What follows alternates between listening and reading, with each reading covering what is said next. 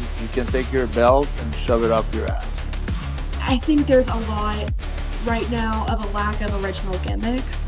A lot of times you're either just the good guy or the bad guy. Company came in to team up with Gilberg's, and they started running their like wrestling show tapings out of Gilberg's school and stuff. I was like, my fucking days here are numbered. Yeah. Like I know that my days are numbered, and sure as shit they were.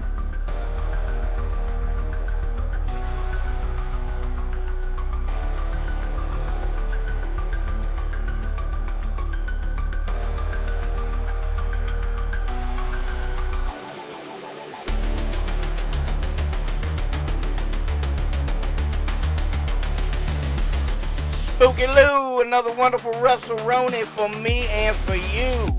And I swear he's here. You can't see him, but he's here. Troy Parker's in the house. How we doing, Troy Parker? I'm doing good. How are you, sir?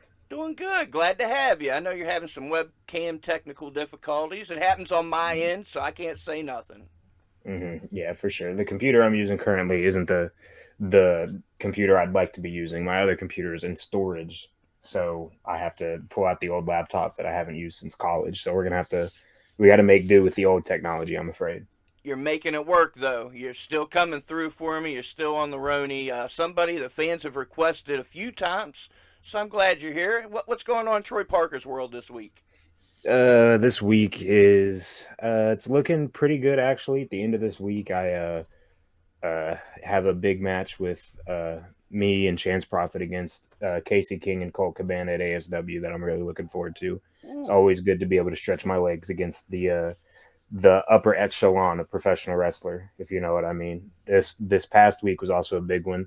It's Friday. I was in Charleston for Conquest, and then I was in Charleston again the next day for the Regatta Pro Wrestling Chili Fest. And Sunday, I made my way down to North Carolina to network at the DPW show, and it was a fun weekend of professional wrestling. That is for sure. Hell yeah, man. That's awesome. And I'll tell you, you're blessed. Not only are you getting bookings left and right and staying busy, these promoters obviously have some faith in you because you talk about stretching your legs. You just got Victor Benjamin Victor. When I filmed you against Tankman, I mean, that's going back to last year, but they're throwing you some names. So obviously they have some faith in you.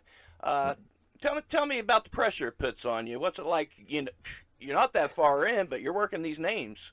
Yeah, I guess it's weird because like I've never really like equated it to like the pressure it gives. But not to say that I don't feel it for sure. Like those big ones, I'll be thinking about those like the moment I get the graphic or I get the news that I'm wrestling someone big, my mind is already running with 1,000 ideas and what ifs and what could go rights and wrongs, and that's sort of like. But it's I think I was very fortunate enough early on, like within like a year of being on the road consistently, I was already wrestling people like Jay Lethal and Rich Swann. So I think I have to give all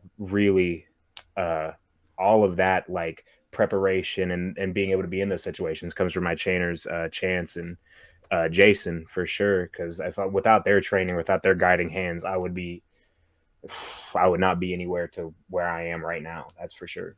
Talk about blessed, man. Coming out of Power Slam, we put them over all the time on the podcast. You couldn't have asked for better trainers.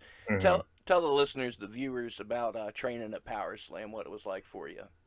So from day one, we've moved schools a couple of times, but from day one, I walked into our school, which was in the abandoned school in fucking Nitro, West Virginia, and we were on the second floor in this like grungy building where like there was always like leaks whenever it rained, and half of the rooms weren't even in use. You swear like we would be leaving that school at like 8 o'clock, 9 o'clock, 10 o'clock, like super late at evening, and it's terrifying because like half of that school is barred off, but you can see like the lights down at the end of the hallway. It was an eerie feeling. But from the moment I stepped foot into that first school and like I did my tryout and I had my first training session, I knew like I'm in for the long haul for this for sure. And it's that training at the Power Slam, like you only really have one choice, is to improve or stay where you're at. And like I think that was the best option for me because I never want to present a product before it was, at its like final draft, if that makes any sense, I like it. And Chance and Jason, they they make sure, like, they knew how seriously I wanted to take it, and they held me to that same expectation. So, like I said, without their guiding hand, I would not be as solid and ready to be thrown in these situations that I've been thrown into so young. But I have to give them so much credit when it comes down to it. And I mean, take a look at your peers, man. I can go Mhm. on naming Rossfield, Mike. I mean, we can go on all day. Everybody coming out of there as solid as can be. So Mhm. props to It's y'all. it's like we always pushed each other at that school, and like we wanted to see each other succeed, but we wanted to see ourselves succeed honestly. We never wanted to blow smoke where it didn't need to be blown through, you know what I mean? Like, we didn't want to give people false expectations. Like, so if someone came into practice and like the stuff they weren't doing wasn't that good, we're not gonna sit here and lie to you. Like, it's cool that it was able to be done, but is it the best it could be? Is it functionally okay? Is it going to work when you put it out on the stage? Mm-hmm. That's and I think that's one thing that sets us apart, not just the fact that we're so critical of ourselves and our work, but also the work ethic that came from people like me and Micah. Like, we really like look down at ourselves, and like we have to put our best foot forward, not just when it comes to the wrestling side, but how do we look physically? Can we actually go in these positions? Because it's one thing to be able to know how to wrestle and do all these cool moves, but if you're sucking wind in like the first 5 minutes, you can go and forget it. You're not going to be able to do the things you want to do. Mm-hmm. So that's another layer that like really gets instilled when you come through the Power Slam Academy.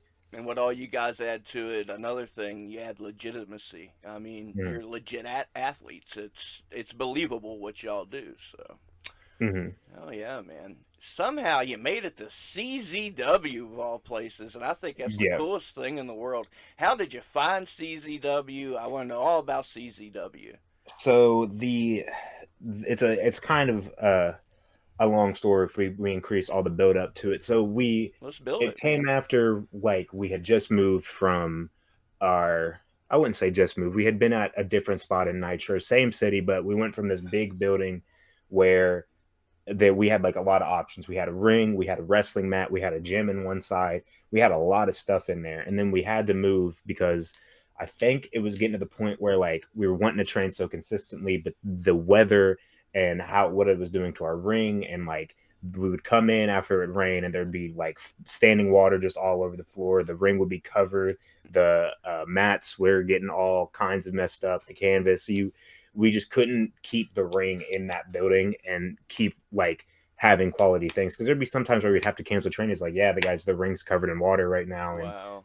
all the facilities is just messed up. So we eventually moved from there to this tiny little storage locker. I say storage locker, but it was like a storage bay almost, like at the Really? big garage door, and it was enough to fit. You could get the 18-foot ring that we had at the school in there, but it wouldn't fit comfortable, and we wanted to get to the point where we wanted to run shows out of the building. Right. So we had to downsize to a 16-foot low boy, and that ring was, I wouldn't say it was garbage. I look back on it fondly now, but there were a lot of times where we used that ring for a show, and like just warming up before the show, you go to hit the ropes and the spiders would blow out from underneath, and Ooh, all the tension would be gone, and we'd have to scramble to fit. I remember one time, we'll go off on a little tangent here. I you're remember good. one time we were setting up the ring for a seminar that was about to happen in literally 15 minutes, and Joey told me, he is go ahead and hit the ropes. And I hit those ropes so hard and like immediately just boom, the ropes go down, and this is like 15 minutes. Like, the guy leading the seminar, Daga,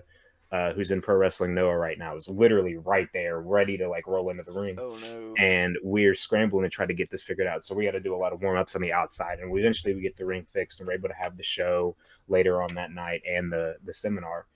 But we moved to this small storage locker, and it got to the point where like a lot of people in the school were making moves, and like Micah was getting, like, she was hitting a real stride.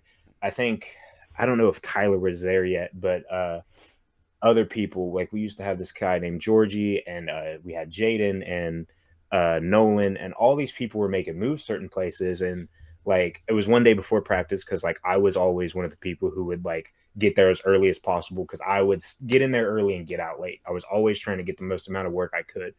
And he set me aside, and he's like, I'm real proud of all the movement we're making in this school, but like, Troy, what are you doing? And like, kind of as like a gut check moment. Like he didn't mean it in any way to be like malicious, but he was like, I see all these other people making moves, and I see the work you're putting in. It's like we got to get you out here because none of them are working as hard as you are right now. And like I really took that to heart. So like almost on some like manifestation stuff. I was sitting in my room and I was just like, I just need that one opportunity. And like I follow tons of promotions on my Instagram. Like if there's a place I want to work, I'm following because I need to see if there's a seminar, any chance I can get in at a place. Right on. And CZW used to run these scouting combine shows. Mm-hmm. And I was an athlete from the age of 5 to like 18. Like I was an athlete until I graduated high school, and I could have gone on to do more athletic stuff, but ultimately I decided not to. And so I was like, I know what a combine entails. Like if anybody can do this, it's me. And so I was like, I texted Joey, I texted Jason. I was like, hey, do you guys think I could do this? And they're like, you should absolutely go up and do this. And it was a big risk. It was almost 7 hours away at the tail end of Maryland at a little city called Havre de Grace. It is literally the last city in Maryland that you hit right before you cross over to Delaware. Oh, wow. And so they had one scouting combine at their spot in Maryland, and they had another scouting combine at their school in New Jersey. And I was just like, forget it. I'm gonna do both of those, Nice. regardless of how they go, because like I need to put myself in a situation where I can succeed. So I go up and I do the scouting combine, and it's hard, but like it's nothing that I haven't been trained for. And like I talk about all the preparation and all the hard work. Like there's nothing that they threw at me in that combine that I did not know how to do and I was not prepared for. Cardio wise, like fundamental wise, anything that they were looking for. And we get to the end of the combine and they're like, all right, guys, we'll give us like 25 minutes. We're going to go over and figure out who we want on this show, because at the end of the scouting combine, they picked like who they wanted to work the show that night. And I'm sitting there waiting, and I'm like, that's one of the moments where like pressure really like it starts to mount on you a little bit. So like I'm just sitting there tapping my leg waiting. My fiance actually rode up with me, and I'd give glory to her because like she didn't have to drive 7 hours out of her way to come with me to chase a dream. Like not a lot of people are going to do That's that for good you. stuff. Yeah, man, you're lucky. And so she's texting me the whole time, like, what did this say? And eventually we all reconvene and I get picked to wrestle a match. And it was awesome. Like it was just, and it was so eye opening because it's like one of those things where like you tap into another level and you didn't even know there was another level there. Nice. Like I had seen wrestling in the state of West Virginia as it was. And my first exposure to wrestling outside of that, I was like, these dudes are operating on an entirely different level. Like I remember being at that combine, and of course there's a section where like we did a drill that was like come back to a finish, just like where you can put your greatest hits and you can put a little bit of you in the drill. And it was like I'm seeing dudes do the craziest stuff. Like dudes are doing springboard spiral taps, 450s, like people are hitting each other like crazy, suplexing each other insane. And I'm just like, all this for like an opportunity. Like people back home would be mind blown to see like the people that they have here. Right. And like for me to get picked above all that talent that they had there, and like it showed me that like I'm operating on a different level. Because like if I'm just like at that point I was really only about like a year in. Okay. Like so like for me to like something like for them to see something in me, greenhorn from West Virginia, Right. at that point, it shows me that I got a little bit something here that they're seeing. And I just cemented my spot on the roster going up to that next scouting combine in New Jersey. And I remember all the staff were like, oh my God, you're here too? It's like, don't you come from West Virginia? And they're like, that's got to be a drive. And I'm like, yeah, but I thought this was a part of the job title. That's just what we got to do. And yeah. I think that also helps cement my place. I got to wrestle in the main event that night against a wrestler named Griffin McCoy. If you don't know who Griffin McCoy is, you should definitely look him up. That dude is a friggin' monster. Crazy and talented. It's only a matter of time before he gets his real shot at something big for sure. Right. But like wrestling him, it showed me that the level that they're wrestling at is the level that I want to be on, and it's the level that I kind of hold myself to now. Hell And yeah. so after that, it was just a matter of like I keep coming back, keep getting an opportunity, keep making myself, keep making sure that whatever role on the show I'm in, I got to make sure someone leaves that show, not just fan wise, but in the back. I got to make sure somebody knows that okay, we got to keep him around. There's something special about him, and I've been able to do that. I've been at CZW for about 3 years now, and they keep inviting me back, so I keep doing something right. That's That's, for sure. that's what I was gonna say. You're doing something right because they're bringing you back for 3 years, mind you. So, Hmm. heck yeah, man. Does things like this dawn on you? You just worked the anniversary show for CZW, Hmm. and now you've got the ASW anniversary show coming up with Violent J. These are companies showcasing their legacies, and you're part of these shows. Hmm. Tell me about something about ASW. What's it like working up there? A lot of So names. yeah, for sure. Like the way I equate it to like when I explain the world of West Virginia independent wrestling when I'm on these shows outside of the state, I explain it because people know who ASW is. People know who Conquest is. They know the big promotions in the state. That's like they. I don't think the people on the roster relatively know the kind of reach that they have, but people know who these promotions are. And I always relate it to like Conquest is the super indie promotion of West Virginia. That's where you're going to see the good independent talents versus our good independent talents. ASW is the storyline promotion of West Virginia. For Okay. and that is for sure. Like coming into ASW, and it took me a while to even get to ASW. Like I remember I was coming up to shows for not as long as some people have, I will say. I think that's a benefit I had with some of the work I did outside of the state. Mm-hmm. But it took me a while to get there. But I think the moment I was in, it was another one of those. Okay, well, we got to keep him around for like he's extremely talented. He elevates the people like around him to pull at another level. Because like any promotion, any roster, when a young guy comes in and it seems like he's starting to blow past people, I feel like it makes people like approach things a little bit differently and want to work a little bit harder as it should. But working at ASW is it's been nice. It's been nice for sure, especially like to perform on one of the biggest stages in the state, which I don't think it's a secret to say that ASW is like the biggest promotion in the state of West Virginia because I mean nobody else is doing the Bash and Beckley levels of shows. And like say what you will about all the names coming in, it takes a lot of work to book a venue that seats that many people, but not just that, to keep people coming back and more people coming back every single year. So it's definitely it feels awesome to be able to perform on the biggest stage in the state for sure. Oh yeah. Now it sounds like you're pretty observant of the local scene, the West Virginia scene. So you say the big Hmm. two, and I agree. Conquest, ASW. Is Hmm. that the big ones in your estimation, or Hmm. just about?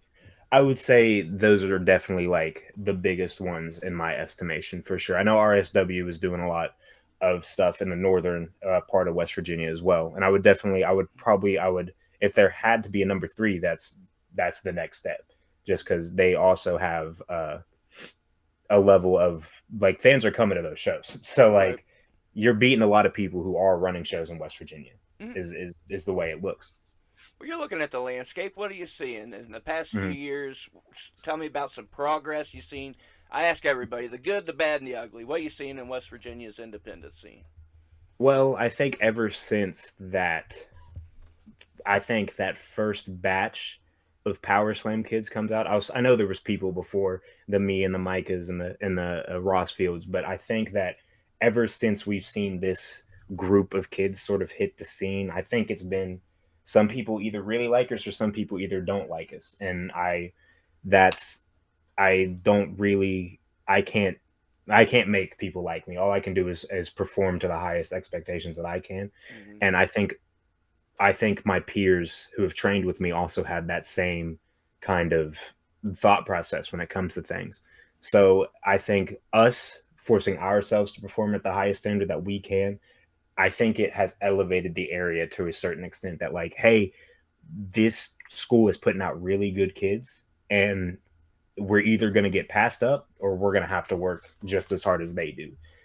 And I think that's one thing I've definitely seen. And just like with the promotions themselves in general, I think it's really opened the door for promoters to take a lot more chances on the local people, Right. because it's easy for one of these big promotions in the state to, well, I can book this guy from Tennessee and this guy from North Carolina. It's going to be a great match, but it's harder for them to look at the local scene when they don't want. I felt like they didn't want to put it down, because if they could frick anybody they want and put a local guy with them, but is it going to be a good match? Right Is on. that bigger name coming from the outside going to be satisfied with the match they have? What is the opinion they're going to have after they leave this promotion? Like, I can say that after I wrestled Tankman, like, he was so happy with the match. He's like, dude, how have I not seen you more places? Like, that's one thing he has said. He was surprised that he hadn't seen me more because of how good I was. And coming from him, like, that means the world to me. Right. You know what I mean? Like, that's a guy I watched before coming a professional wrestler, that I like. I sort of I studied, I've modeled myself after a little bit. Oh, yeah. And so I think that now we're seeing a lot more people, because I mean, you can look all around. Like, there are people working hard in this state to like really try to make a go at this, and promoters see that, and when they're willing to take a chance, I think it can only help us improve, like, really. And I think that's another thing that I see happening. Promoters are willing to take that chance and put us with someone above our skill level, so to speak, Yep. so it helps us improve. Iron sharpens iron. I say it all the time. And that's absolutely, that's a fact. Like, there's a ceiling to wrestling the same people locally. And I was Yep. just having this conversation literally Saturday. It's like, you can run a show with like local people, but like, if you really want your best product to come about, you have to search outside of the local bubble, and you have to put your guys with people outside of that local bubble. Because like me going up to Maryland for CZW and the scouting combine, I saw the other level. We could use so many of those people, and like, they would elevate the scene entirely. Like, people are just trying to see some things that they haven't seen before. Right. And it has to be where they have to see stuff that's good, not just stuff that's passable. So like, you got to be able to bring those people in for sure. Okay, okay. Well, that's a conversation we've been having on the podcast recently. Because I'm a big work rate guy. I like my Mhm, Ross Fields, my Troy Parkers, Jace Kincaids, and mhm, so on. But a conversation we've been having lately, there's not characters. There's around here, especially West Virginia, mhm, the people bite on those characters. They bite on stories. There needs to be more stories. mhm. These guys you're seeing from the outside, would they be able to pull that? The characters per se. Yeah, the characters. Yeah, the meat of things. I think that there are a lot of good characters on the outside, and I think there are. I do see that there is a lack of characters. Like, when I think of characters that wrestle around in the state, the only person that I can think of is Casey King himself, and I think he has. I think he is the best character white worker we have in the entire state, bar none. Like, it's, and I think like you can see when there's character matches as opposed to work rate matches. Hmm. Like, both of those matches are going to go and get a good reaction regardless. I think the whole debate of character versus work rate, I don't think those things are antagonistic of one another. I Hmm. think they're very synergistic. I think that you can get great matches when you do a work rate guy and a character guy. I mean, me and Casey have Yep. wrestled so many different times, and that's not to say Casey's no slouch when it comes to working in the ring. That's Right. for sure. But like, he knows his forte is working a character. And I think that if we look outside of that, I think you'll see. So, like, say promoters start bringing in more of these character people, Hmm. I think you'll start to see more people understanding how to like really form a character and how to really rely on working that character, as opposed to just, let's go out there and wrestle.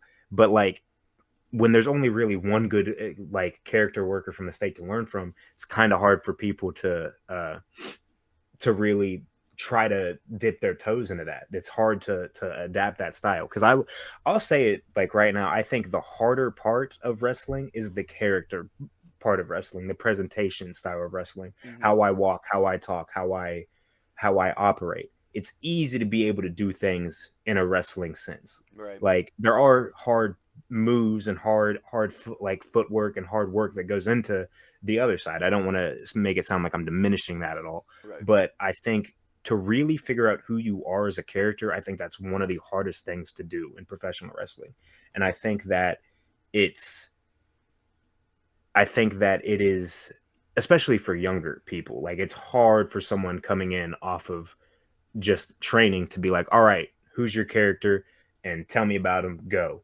I remember I was in a seminar with Dr. Tom Pritchard and he asked who my character was and he ate my lunch because I didn't have a solid answer. Okay. Like I it's one of those things that takes time and it takes dedication to it, just like learning how to run the ropes or do a suplex. It takes time and dedication. And I think one of those things that will make things easier is being exposed to the character side of professional wrestling so much more for guys in the area.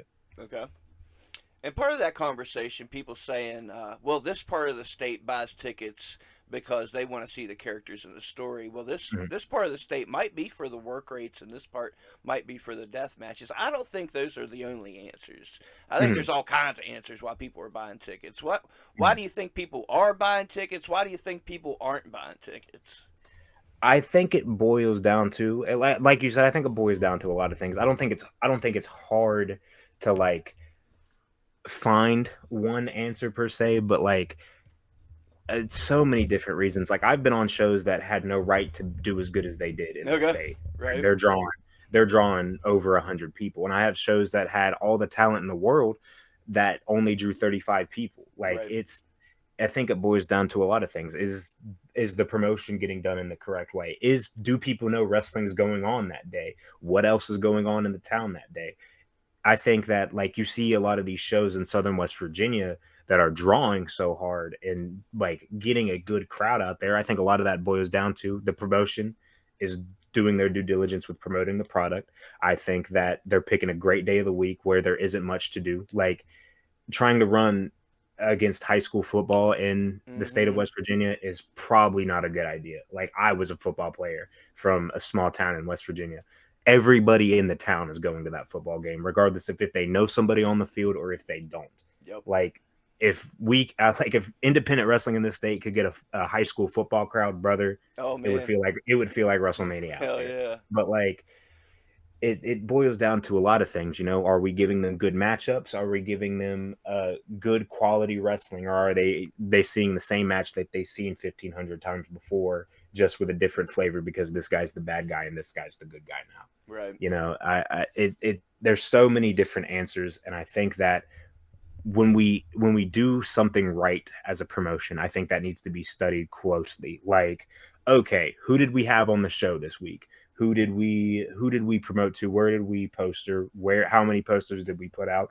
Did we reach out to as many people as we could? Were the ads we ran on social media, what reach did those get? And how many of those people who saw those posts are they actually coming to the shows, or should we cut our losses on the social media front? Right Because on. like you can promote your stuff on social media, but like, are you going to hit in the algorithm that you need to hit with? And that's a lot of people don't really think in that way. They think, oh, I'll just pay for this ad on Facebook and it'll put it to the people that need to be put to, which isn't always true. Okay. This people in like Thailand might be seeing your ads, for example, and they're They ain't not going to buy coming. a ticket. They Uh, ain't coming. uh, It's not going to happen. And I think ultimately, like where pro wrestling is like really the strongest is where the community influence is the biggest. Like that's one thing I can say about ASW is that the community involvement through ASW is huge. right on. People in Madison know that when the shows are happening and they want to be there. Mm-hmm. People in Williamson knows when the shows are happening and they want to be there. People in Logan know when those shows are happening and they want to be there. And I think it's like if you can find that community outreach, if you work for the community, they're going to work for you in turn. And I think that goes with any level or any interaction within professional wrestling for sure. Okay, that's a good point, man. You know, you find that right community. You talk about PWL; they just had a huge crowd in Absolutely. Bluefield. You know. Absolutely.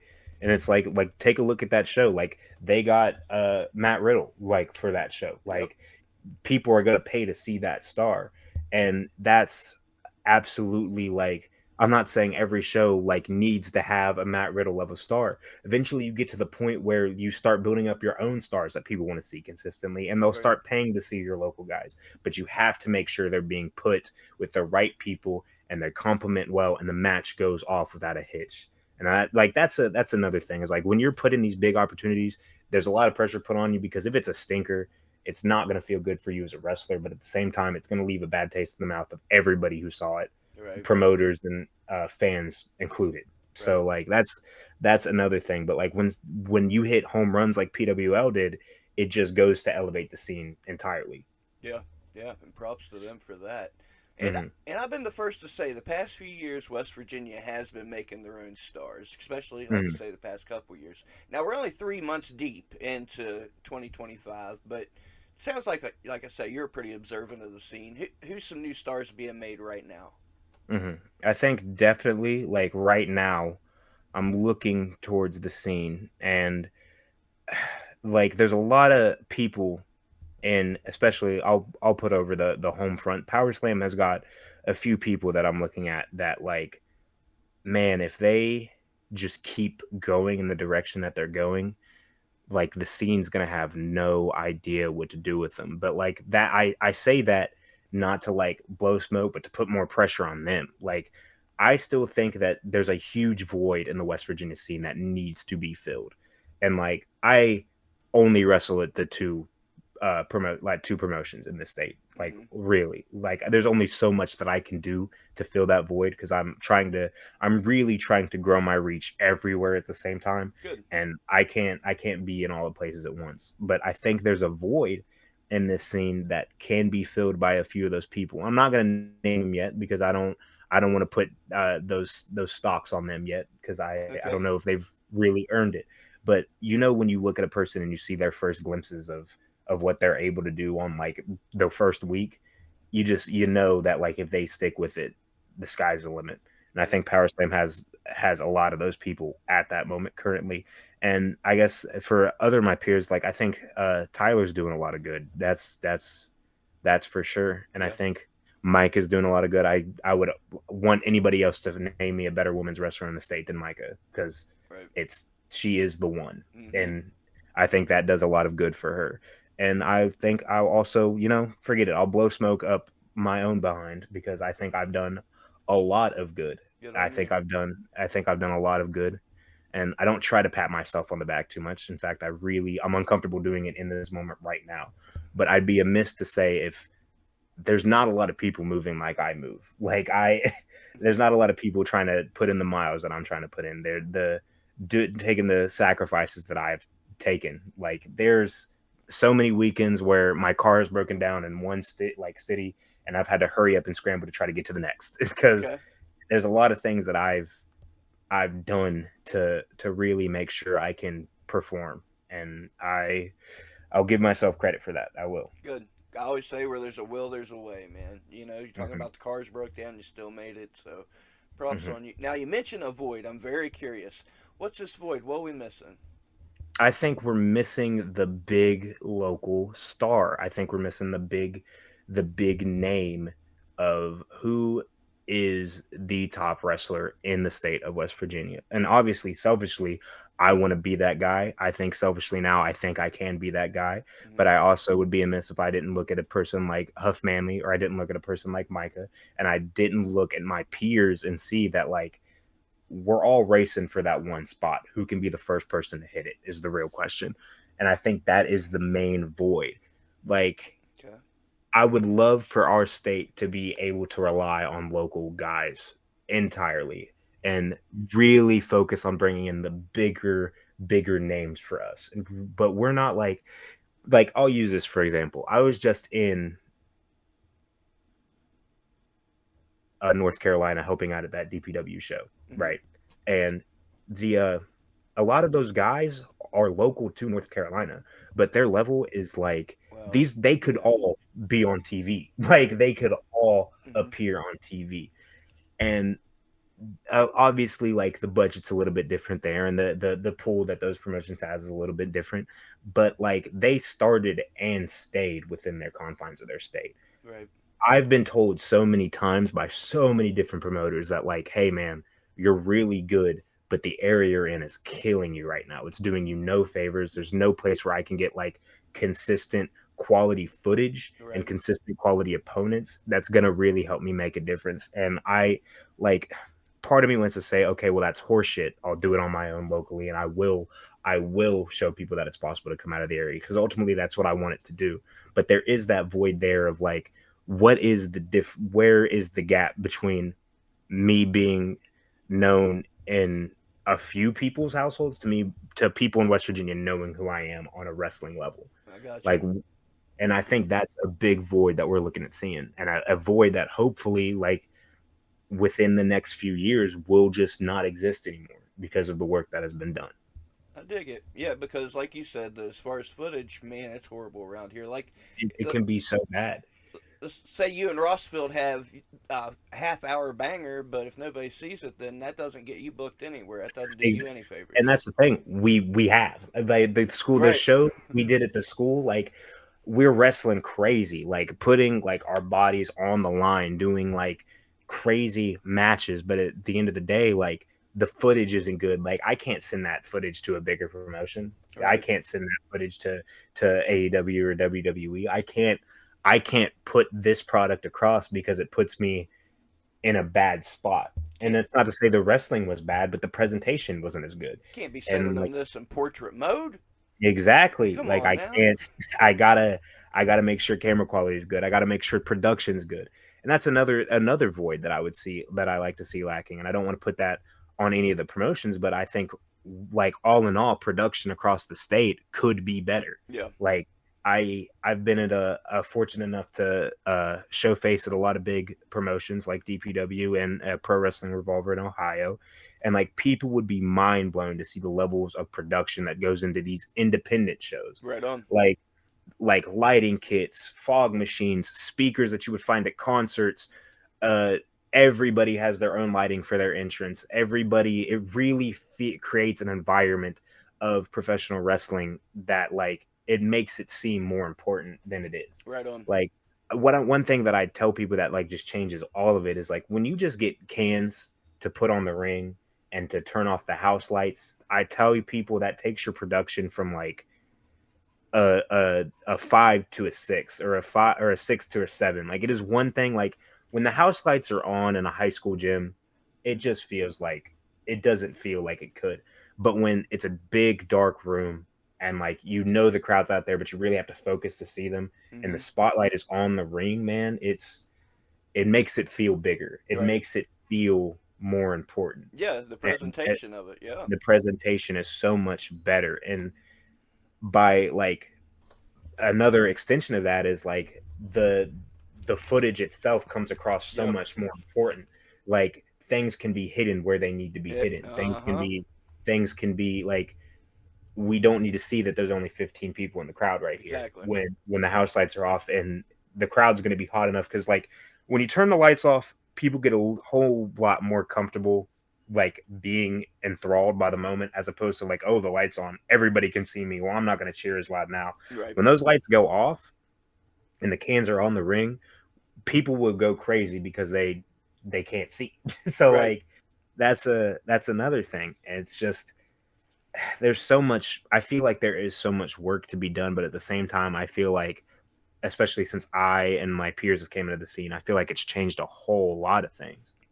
There has, just in the past few years, there's been, changes as far as even production. There's certain promotions that's get VCW, backstage at Hmm. VCW, the rig they have for the live editing and doing the Hmm. live streaming and stuff. But of course, that's Pittsburgh coming down to VCW, so Hmm. kind of got to give Pittsburgh the props there. Why don't you go to Pittsburgh's got a Pittsburgh? great. That is literally like, I wrestled David Lawless this Friday, and like, Nice. I was able to get him and TME. They really talked me up, and really, like, Duke Davis out of TME is like, he is always like giving me advice at every Conquest show I see him at, Hell and I yeah. always feel like he always sees me making progress. And they talked to me about coming up to Pittsburgh. They said, like, and the Pittsburgh scene is wonderful, Oh like, with yeah. Rise and Enjoy and 880. IWC, like 880. There are a Hmm. lot of good spots there, and I feel like there's a big scene there, once again, making a lot of movements and making a lot of waves. And I really want to see that happen for the state too. And I think that happens not just on the wrestler level, but on the promoter and the crew level at these bigger promotions as well. Right. That's the thing, man. With West Virginia, we're talking about we need better production, and we do. But Mm, man, you got to think with the promoters sitting here, you got to pay the boys, mm-hmm, you got to pay the venue, all this stuff, and mm-hmm, unfortunately, most of these shows, not a whole lot of people's buying tickets. You're mm-hmm. lucky if you're able to pay the boys and come out with a little bit of something for the next go round, you know. So, Mm-hmm. so what do you do? What do you sacrifice? I think a lot of hard. Well, what if we're looking at it from a wrestler point of view? Mm-hmm. if if you it's time for you to buckle down and really try to make some more moves, well, what do? Mm-hmm. You look at where your time's being spent, and you look at where you're spending a lot of your finances, and you reassess, you look in for the long haul. Like, there were times where when I was trying to make it, like, I try it, like, really good, making a go at training and really making a go at putting myself out there. Like, I would literally have to leave work at like 3 o'clock, go straight to a show that's 4 hours away, get there like right on time, and then come back the next day just to do it all over again. Like, there were days I would go to work, and immediately from work I'm leaving for training, not getting out of training until 10 o'clock, and then I got an hour drive home. I'm not going to sleep until 11, and then waking up at 7 the next day to go to work. And I know that's like, those are big sacrifices that like not a lot of people can make. But if one person can continue to make that sacrifice continually over and over and over again, just like with like the younger wrestlers who are making those sacrifices, passing up people, if you as a promoter can make that sacrifice, and you as a part of a crew at a promotion can make that sacrifice, you can pass these people up in more time than you're thinking. And then Mm-hmm. you're going to be the one at the bigger stage, and you're going to be the one who's making more dividends. And it is a big sacrifice, but I think there are also like ways to work around these things. You know what I mean? Like if we like, I literally did this on Amazon. Like, there's like not the best cans and floodlights in the world, Mm-hmm. but there's a few that are less than $75. You only need two, and you only need like some low level tripod to raise that thing up super high and put it on the ring. Like, I'm not saying that these things have to be top notch, like studio level quality, Yeah. because we'll be here waiting years for that to happen. Yeah, upgrade as you go, man. Just start making it happen. Exactly. Yeah. The more upgrades you get, the more dividends you can get paid off. Because if people are going to be like, man, this is a real spot, this is a real vibe, I'm going to tell my friends about this. That's 5 extra tickets you got on your next show. And then that can compound over time. And then you're like, okay, well, now I got a little bit more money to spend on. Let me get some lights. Let me get some equipment for the atmosphere. Let me bring in this better wrestler here and put him with this local guy that's been working really hard, and they'll have a good match. And then people in the crowd could be like, "Oh my God, he's from here. He's one of us." All right. Like, that's another thing that's going to build your audience. I think all of these things compound over time, and I think there is no detail that is too small to sacrifice when it comes time for those things. No doubt, no doubt. I'm the first to say, wrestling can be anything you want it to be. I do the no ring death match shows. I record Mm-hmm. those, put them on the channel. What about you? You seem to like your wrestling. You're a technician when it comes down to things. Where's your line? How far is too far? For when you mean like in terms of wrestling, In or you terms of wrestling, as far as things, anything can be wrestling. Now, what's too mm, far? things that I'm not myself, like, I work at CZW. I've seen my death match or two. Like, Right. I have such an appreciation for the things that those guys put themselves through. Mm. And will there be a time for me to do those things? Probably. Like, Right. I want to be able to do all of it in terms of professional wrestling, but there will be a time and place for those kind of things. I'm not one to be like, oh, uh, I don't think this belongs at a wrestling show. Bro, I watched everything. There were times where I sat and watched backyard wrestling for hours because of how awesome it was. Right. I don't want wrestling to be like just this one solid thing or this one way of doing things. I don't think that's you wouldn't make that case for music, you wouldn't make that case for theater, you wouldn't make that case for movies. Pro wrestling's just an art form. There's so many different ways to do that art form. I don't think there is a line per se, but I do think there are a lot of times where deathmatch wrestling can really push the envelope on what we see. Like, as far as like, I hardly ever will go out of my way to watch a death match. There will be times where I'll throw one on, Hmm. but the moment like I start seeing syringes get pulled out is when Right. I'm like, all right, okay, what are we doing? And that could just be, I'm afraid of needles, so Same. Yep. that could just be my phobia talking. But like, I think there's a times where the envelope can get pushed in a way that I'm not ready to see yet, if that makes any sense. And I get it, and it gets a reaction. And what are we supposed to Mhm, do in wrestling is get that reaction, like mhm. needles through eyelids. Oh my Oh my goodness!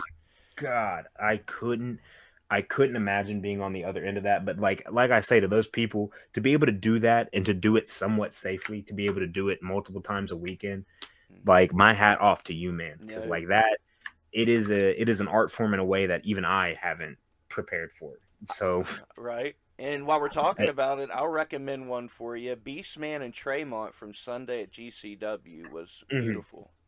And see, like that's another one I would go out of my way to watch because I've worked Beastman before. Nice. I've been I understand his appreciation for the art form, and I can definitely like get behind something of what. And Tremont's just a legendary talent in general. Right. I'd be a fool to say I haven't watched some Tremont matches in my day. Right. Oh yeah, yeah. That one was good. And Mr. Danger and old Duke John Wayne Murdoch. I've seen Crazy. that one. I've seen some clips of that one on Twitter for sure. My goodness. Hell yeah. Gotta love it, man. Mm.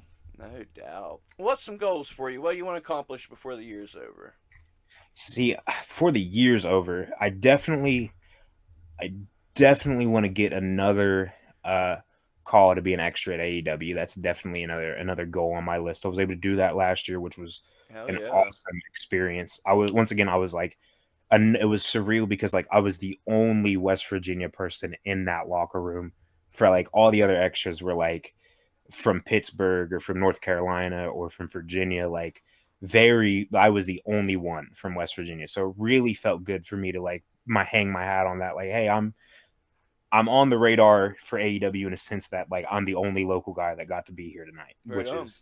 which is awesome. I'd like to do that again. I'd like to also make an appearance at one of these bigger promotions, man. Like I feel like I've been scratching the see like the surface of what would like we would quantify as like the next step of like independent wrestling, whether it be DPW or Revolver or GCW or Prestige or any of these other bigger promotions. I just I want to take more time to be at these bigger places. I really want to start dipping into that next scene because I feel like that's really the only thing I'm missing. Like I'm making a lot of moves. I'm wrestling a lot of good people, and like I'll continue to put my nose down to the floor and grind my ass off to get there. But those are other things that I want to happen. I dig it. Hell yeah. Talking to you, I can relate because we're both grinding and we're both making progress. And with that, you get a lot of love, you get adulation, you get opportunities. Also, Mm, when you're busting your ass and you're getting ahead of the pack, you get the haters, man. mm, I get it. So I can imagine that somebody, a pro wrestler, would get it. Have you run into it, and how do you handle that sort of thing? I try not to pay it like too much mind in general. Like, of course, there's been times where like people probably have had a problem with me, but I can say like I doubt that problem's off of personal interaction because I don't think I'm a hard person to get along with at the end of the day. Mm-hmm. Like I'm a pretty to myself a lot of the times. Like I'm a loner. I really don't talk to people too much outside of like when I see them on a show. Like I'm not a. It's not that I'm not a friendly person. I'm a loner for like lack of a better term for Mm-hmm. real. But I try not to pay it too mind, and ultimately, like I feel like it if you have an issue with me of some kind, if you're willing to talk to me about it, I'm probably willing to talk to you about it. Like I'm not one to just for like senseless heat. There doesn't need to be senseless heat, especially at this level of professional wrestling. Like Thank you. we're not dealing with like oodles like billions of dollars. We're not running territories. We're all trying to like chase a dream at the end of the day. So Yeah. like and give to a art form and a cause that we believe in. There's no need for us to hate each other. And like ultimately like I understand jealousy. I understand that wholeheartedly. Like but I if you're jealous, I can understand that and at the end of the day if people are jealous of you, it's probably because you're doing something right. So like I can't hate it too much, you know? Like Right. so if the for the hate side or the negative side of things, you know, I'll try to let it come to pass as it comes. And if there's ever a time to like come to an understanding on anything and come to like squash anything, I'm always game for that. Hell yeah. Good response. We got fan questions, Troy Parker. Almost forgot them again, but I remembered this time. You ready for some fan questions? Awesome. Let's hear him. You know, a lot of these aren't fans. You got a lot of workers questioning you. So, It's awesome. That's what I love to hear. okay, this first guy, Kwame Payne, you may have heard of him. Hmm. BBC has spoke about wanting to face you in the future. Could you ever see it happening? Yeah, you see Of what he course, did I could there. see it happen. That's another guy, and I wish I would have mentioned him in the area that I really think the sky's the limit for him. The dude has the size. The dude has the presentation to be a star. Hmm. And like I'm younger than him, so I hate speaking in a way like this, but like I really think like he is on the like right before the side where he's about to make a name. He's about to make a real name for himself and be at a lot of places. But I think that also comes with like, taking the risk on yourself a lot of the time and like really pushing your own agenda forward when it comes to those things. I would absolutely love to wrestle Carl. 100%. I think we could do a lot of good, and I really think we could have a fun time with it. And at the same time, I think he is another dude that I could see us being rivals and peers when it comes to working in this thing in independent wrestling, because I don't like to be passed up, brother. I don't. Right. So I will I will continue to fight as hard as I will, and if when we see each other in the ring, I hope it is as good as I expect it to be. No doubt. You throwing him? Ooh, yeah, throwing him around. That'd be good stuff. Tyler Graham writes in. Let's see what he has for you. What would the possibility of a possible match in the future against TNA's Moose look like? It would look crazy, is what it would look like. Yeah. I mean, I try to like say I always match whatever level I'm given in the ring, and I always try to take it one step further. Uh oh. And Moose is a dude that has held down TNA for a long time. Mm-hmm. Any chance for me to get to compete on that level, I'm always game for. And the X Division title is a title that literally influenced the style of wrestling that I appreciate the most. So that is another thing. Like I would love for that to happen. Promoters make it happen. No doubt. Book it. Mhm. Offie Kessler. Uh oh. Man, it's Offie, so just bear with me. Don't shoot the I got you. messenger. Okay, thank you. Do you think beavers know the reason for building dams, or are they just building it because it's for shits and giggles? Okay, so animals have this thing called instinct, just the same way that humans have instinct. Mm-hmm. Humans have instinct to survive. And for whatever reason, building a dam for a beaver has been ingrained in its ability to survive. I don't know the real reason beavers like build dams and stuff like that. However, I think that ultimately it had to deal with them getting uh some kind of food from their environment. So they probably know why they're doing it, but Mm. it's I'm not a beaver, so I can't really speak to that But like fully. you answered the question and made it make sense. So hell yeah. We got one more. Tyler Jacks. And another one. Hey, just bear with me. You remember when I got my first concussion? Love you, Bubby. Looking forward to round two. Do you remember when he got his first concussion? Yeah, it was the first time he wrestled me in Blue Virginia is when he got his first concussion. Well, I'm you. glad I can remember that for him. Well, he's looking for the next go round, so hopefully we'll see Tyler Hopefully Jacks. he remembers it this time. Yeah, right. You're right. We'll see how it goes. Well, hell yeah, man. It's been fun. Very interesting. We're in the final 10 minutes of the episode, Troy Parker. In the final 10, I give everybody the opportunity. Wow, I'm even fading out now. But anyway, I give everybody the opportunity to slang their socials, wow. Slang their socials, slang their merchandise, any upcoming matches you have. If there's anything you want to get off your chest, my platform's your platform, sir. You just have right at it. So as far as social media goes, Troy Parker Pro on Twitter, Troy Parker Official on all the meta platforms. Matches I got coming up. I got a few matches going up. Let me pull the calendar up here. I Yeah. Next week, this Saturday, like I said, I'll be in ASW in Madison, West Virginia against Cole Cabana and Casey King with Chance Profit. The week after that, I'll be at Wayne County High School against Marty Clay. The week after that, I'll be in Tennessee, and then I'll be in Philadelphia for CZW. Those are a little bit longer of a reach, and I could keep going, but at that point, we'll be here for a hot minute. I think, as for my closing statements, I think that I'll say that I only got where I was because of the amount of work I was willing to put in and the amount of time and effort I was willing to sacrifice. And I think that goes for anybody trying to be anything in this industry. I was told on day one that pro wrestling owes you nothing. And I think I believe that to a certain extent, but I also believe that if you sacrifice a little bit for professional wrestling, you'd be surprised at what it's willing to give you in return. So I think if you can look and say that you are working the absolute hardest you can, where you think about it and you leave no doubts in your mind, the sky is truthfully the limit for you, and it is only a matter of time before you get what you're after. But you have to keep working hard. You have to keep those promises that you're going to make to yourself, and you have to really follow through when the opportunities come with your hands, because they are extremely rare. But the more you hit them, the more opportunities come your way, and the more you can keep progressing as you wish. And that goes for everybody. Promoters, people training independent wrestlers in the state. I truthfully and honestly want this state to be a place where we can all get good quality work and we can all move past this area, but it doesn't happen with just one person. It doesn't happen with two people. It takes a whole village to raise a child, and the child is West Virginia independent wrestling.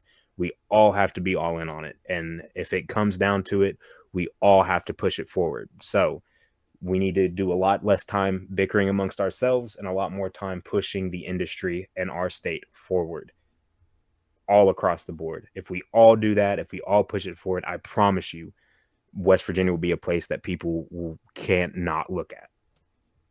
Hell yeah. You've given me hope, Troy Parker. You've renewed my faith in West Virginia wrestling, sir. I hope so, man. Yeah, hey, I hope so. I genuinely, I feel like this area has given me so much. It's like this area just outside of wrestling has raised me. It has turned me into the person I am today. And I guess I'm kind of proud of that person.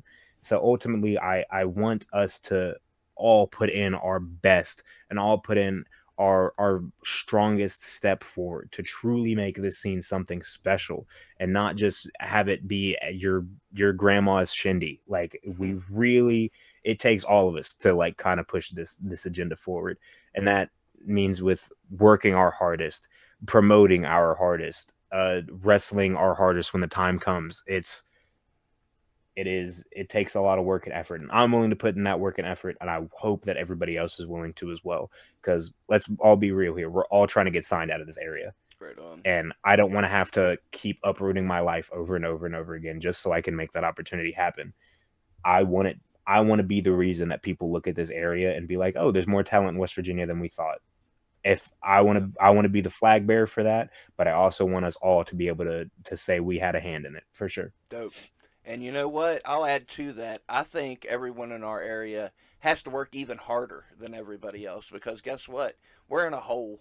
With everything, the world's against us anyway. We don't have the best reputation in West Virginia, so we got to work about 10 times as hard as the folks in Philly or New York or Texas or Florida or all the other 90 scenes. So I think we got to work harder than the rest. I mean, that's fine by me, because I love working hard. I love being able to really put my best foot forward and try to obtain this dream. So who is with me on that is what I'll say.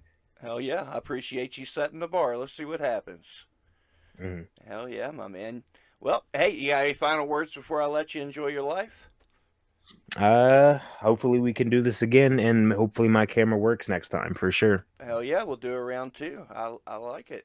I'll ask you, Troy Parker, to hang on the line, sir.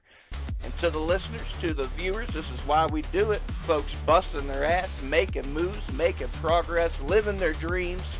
So I ask you to go out there, live your dreams, treat each other with kindness and respect, but don't take no shit from nobody. Support independent wrestling, especially if you're in the area. Got a lot of good things going on right now. Just get out there and check it out. I'm Spooky Lou. We're going to see you on the next one.